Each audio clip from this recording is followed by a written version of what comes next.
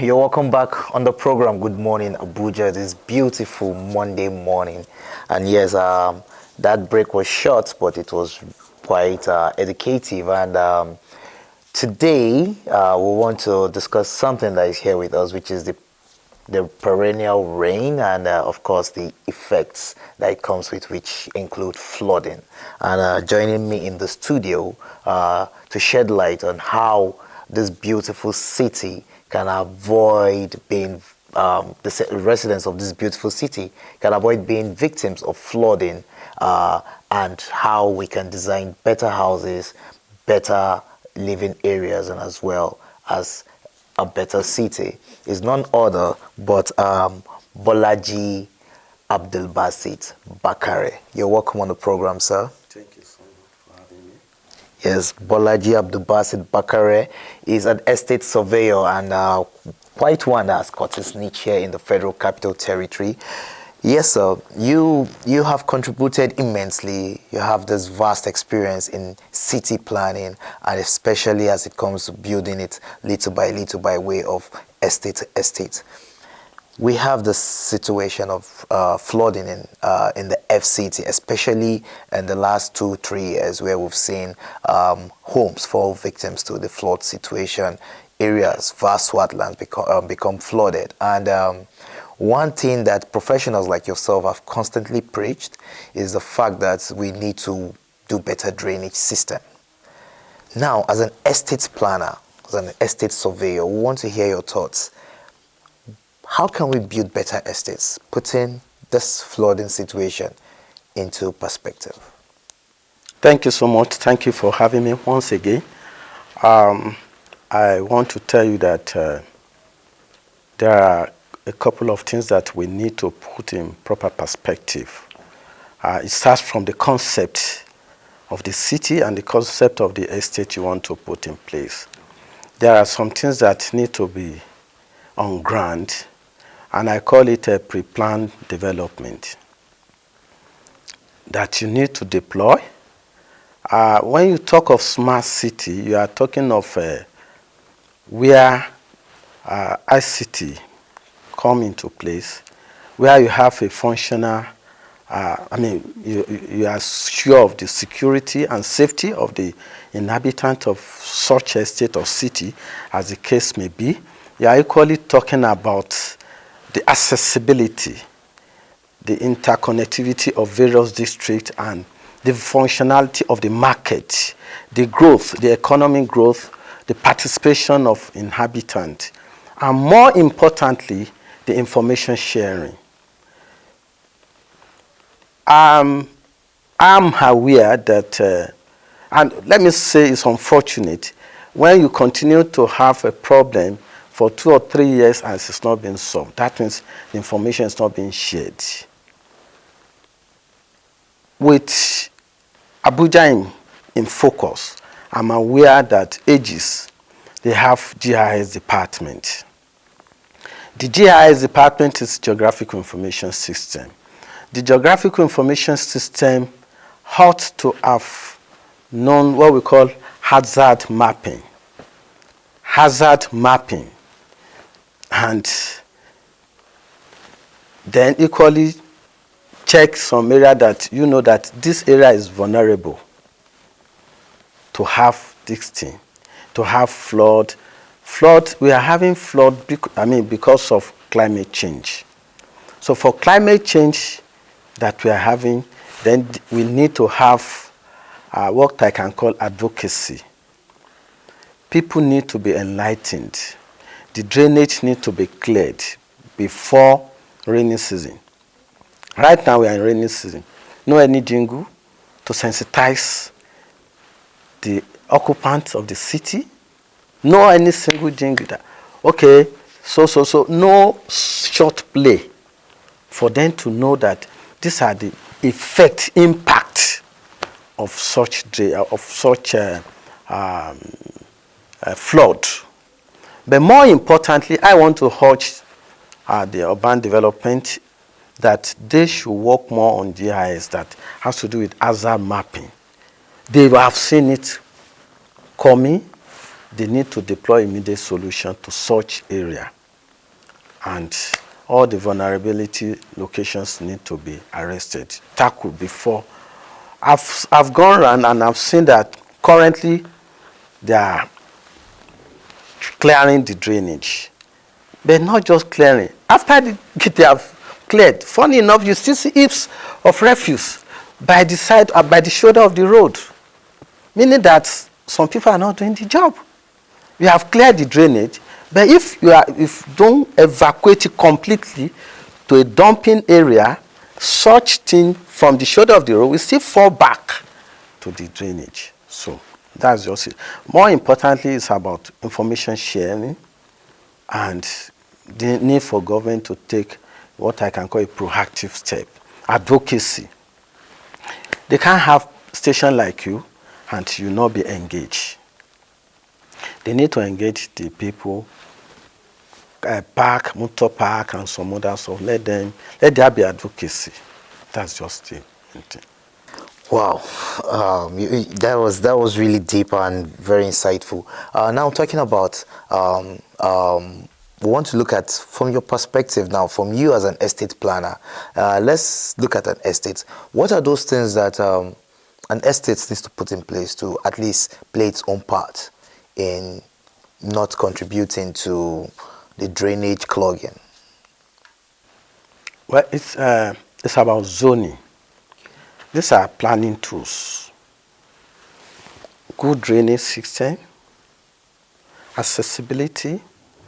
Then I can say that, during planning, the first thing you do is that, okay, look at the topography of the area. This area, the gradient is below the sea level. You will know from your topo. Okay. So what do you need to do? That means that area is vulnerable. So that will inform the kind, your layout, your site plan, that means must be sensitive to such event. So that is the kind of development that will take place there should be something that will attract less traffic. Instead of you to take a big mall to a place that naturally is a flooded area. You don't need to take more there.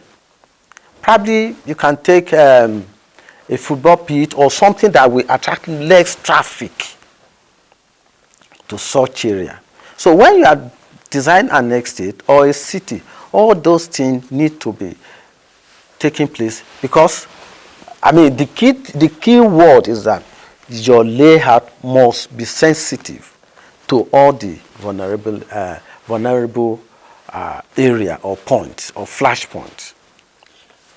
Some of the Now, okay. we have talked about how do you develop a functional estate. Developing a functional estate, you know that if it's a residential, there are some complementary uses. Naturally, people will want to go and buy items. So you look at where can we locate a shopping mall or an outlet like a corner shop, utility shops.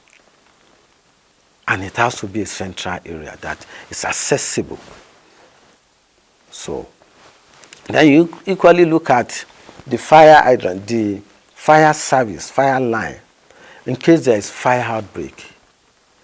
And the fire service may not come in time. What are the precautions? Where is your hydrant that the water can quickly gush out? All those stuff you need to look at. Then naturally, the children must play. Apart from children, you must make provision for, okay, there will be ceremonies. So where are the play area and some other stuff. So when you are now designing, you look at, because you have already done hazard mapping based on your GIS, and you have identified vulnerable area. So all those things will tell you where to place ABC. And then the transport system. That's just the key component there. So would we say some of these things are not looked at because some of the estates, when you go around some of the estates here in the city, a capital, in the capital of the country, we see very small drainage lines. Sometimes they are clogged, they are not cleared. Then I know that the city itself has a centralized kind of drainage system. But then you still find a situation where people have to create something like a soccer or something, and then it's not big enough or is not designed in a manner to cater to the needs of that particular estate or this thing, and it breaks, and everywhere becomes messy, and this contributes to the whole problem. Is it that when these estates were planned, these things were not put into perspective? What I always want to tell people is that there should be stakeholder engagement between government, the estate developer, and the resident. If there is what we call stakeholder engagement, because sometimes people behave anyhow because they don't know the consequences of their behavior. And that is where advocacy comes again. People need to be told, sometimes, or most often than not, that this is what the implication of what they are doing. I will advise, or it's something that is normal, that for a resident, either an estate or whatever, they need to be doing what the President Muhammadu Buhari did sometimes in 80s, and that is war against indiscipline. Every last Saturday of the month is environmental sanitation. People need to still go back to that, to clear their drainage. And sometimes our attitude, people think that government must do everything for you. It may not work. It may not work. I want to charge Smedan. Why do I need to charge Smedan? Because sometimes when they pack all this refuse, they don't know that the Babambola that packed the refuse and just dump it. They don't know that such refuse can be converted to products, fibers. So probably Smedan can just create what I can call incubation funds and do a competition that, or stimulate that industry. If you want to go into green, there is a takeoff grant of so amount. And before you know it, all heaps of refuse we are having all over the city. Sometimes I cry. I cry because I tell people that Abuja is not up to 40 years. And yet we have decay all over. We've been to cities that, for instance, if I'm not making mistake, I know that in Turkey, Istanbul, they moved the capital from Istanbul to Ankara, I think in 1920-something, 23 or thereabout. And when you still get to Istanbul, you are amazed. Is it the neatness or what?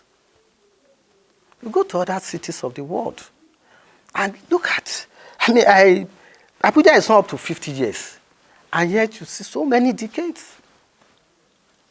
The point is that people need to do their job. People need to do their job. And I will advise government, probably they can just create feedback at so.gov, so that people can really tell them that this area needs to be fixed. Abuja is supposed to be the pride of Nigeria and pride of Africa. That is ordinarily. So, and sometimes our benchmarking system is faulty, or we are not even benchmarking ourselves with anyone. Because if we are to benchmark Abuja with other cities of the world, then you know your ranking in terms of environmental stuff and all what you have just said. Thank you so much. Yes, so we've been discussing the estate development world, talking about smart city and how we can solve the perennial flooding challenges in the Federal Capital Territory. Luckily this year, we've not experienced any yet, and that is why we feel the need to sensitize people, to tell people about the dangers of flooding is pertinent.